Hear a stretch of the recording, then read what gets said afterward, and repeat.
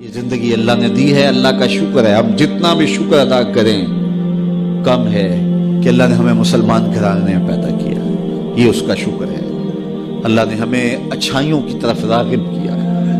ہم میں سے کوئی ہی بد نصیب ہوگا جس کو نماز نصیب نہیں ہے. ہم میں سے زیادہ لوگ ہوں گے جن کو 5 گانا نماز نصیب ہے، سجدوں کی توفیق نصیب ہے. اب جو کمیاں کوتاہیاں دیگر زندگی میں ہیں ان کو دور کریں، اپنے رزق کو پاک کریں، رزق 100% پاک کرنے کی کوشش کریں.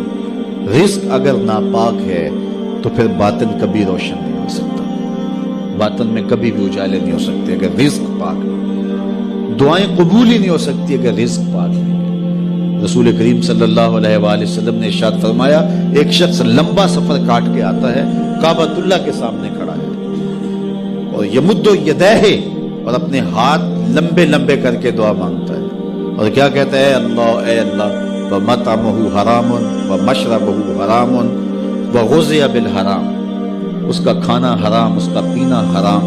وَمَلْبَسُهُ حَرَامٌ، اس کا لباس حرام، اور اس کو غذا بھی حرام کی دی. جو بدن پلا ہے وہ حرام کی غذاؤں سے پلا ہے. رسول کریم فرماتے ہیں بتاؤ اس کی دعا کیسے قبول؟ قبولیت کے لیے شرط ہے کہ رزق پاک، رزق کی پاکیزگی کا خیال رکھیں. والدین کی رضا میں اللہ کی رضا رکھی گئی ہے. اگر والدین راضی نہیں ہیں تو پھر رب کی رضا نصیب نہیں ہوگی. ہاں، صرف والدین اگر اللہ کے حکموں کو توڑنے کا کہیں تو ان کی یہ بات نہیں مانی جائے گی. باقی امور میں ان کی بات تسلیم کی جائے گی اور ان کی رضا میں اللہ کی رضا چھپی ہوئی ہے. اپنی نظر کی حفاظت کریں. نگاہوں کی پاکیزگی عبادتوں میں سرور کا باعث اور سبب ہے، اور نگاہوں کی غلاظت سے عبادت کا سرور چھن جاتا ہے.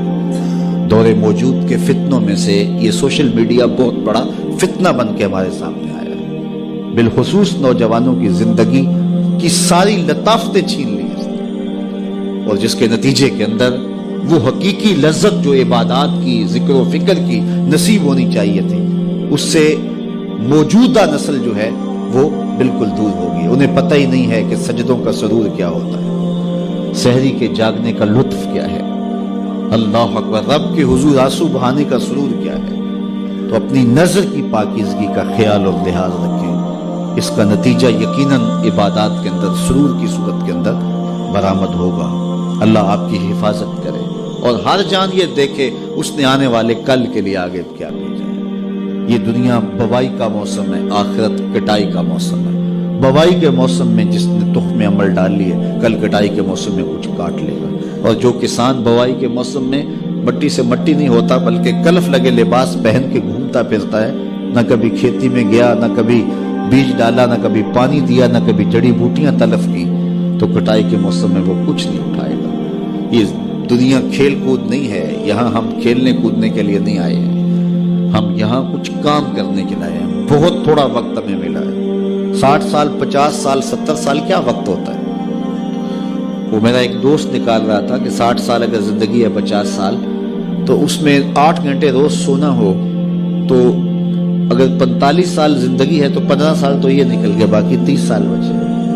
تو اس طرح 8-10 سال بچپن کے جو مدہوشی کے تقریباً ہیں وہ بھی گزر گئے. پھر روز 2-3 مرتبہ واش روم میں جانا پڑتا ہے، تو 13 سال اس نے نکالے تھے. کہ بڑے سال تمہارے پاس ہیں تو 13 سال ہیں. یہ ہے کل ٹوٹل زندگی. اب اس زندگی کو کہاں لگاتے ہو؟ اب اس زندگی کو کھا گیا سوشل میڈیا. یہ 13 سالہ جو زندگی بچی تھی، نمازوں کے اوقات بھی یہ کھا گیا، باقی اوقات بھی یہ کھا گیا، اور ہمارے پلے رہا کیا. پھر جب جائیں گے کیا خالی ہاتھ جائیں گے؟ آئیے اپنی زندگی کو، بالخصوص جوانوں کو میں کہتا ہوں، بڑے قیمتی لمحے ہیں جوانی کے. بڑھاپے میں بھی سجدوں کی توفیق مل جائے تو بڑی بات ہے، لیکن جوانی میں جو سجدوں کا سرور ہے وہ بڑھاپے میں نہیں ہے. تہجد کا لطف بڑھاپے میں بھی بہت ہے، لیکن اگر جوانی میں سحری کے وقت اٹھ کے ایک جوان جب بستر کو چھوڑ کر کے مصلی بچھاتا ہے، عرش جھوم اٹھتا ہے. اللہ اکبر.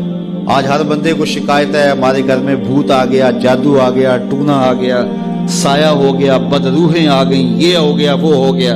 مجھے بتاؤ، جس گھر کی صبح کا آغاز ایسے ہوتا ہوگا اس گھر میں کوئی جادو آ سکتا ہے؟ کوئی بدروح آ سکتی ہے؟ وہاں تو رحمت کے فرشتے اترتے ہیں. پھر تمہیں کسی ملنگ بابے کے پاس جانے کی ضرورت نہیں ہوگی، ہر اتوار کو چکر کاٹنے کی ضرورت نہیں ہوگی کہ کہیں یہاں تعویذ پڑے ہیں، کہیں یہاں تعویذ پڑے ہیں۔ ہر وقت اسی چکر سے نکل ہی نہیں پاؤ گے، ساری زندگی وہم میں گزار دو گے۔ لیکن اگر تم سجدوں سے اپنی زندگی کو آباد کر لو گے، جب صبح اٹھو گے، جب نکلو گے گھر سے، تمہارے ساتھ رحمتوں کے فرشتے چل رہے ہیں، تو اپنی زندگی کو اللہ اس کے رسول کی راہوں پہ ڈال دو۔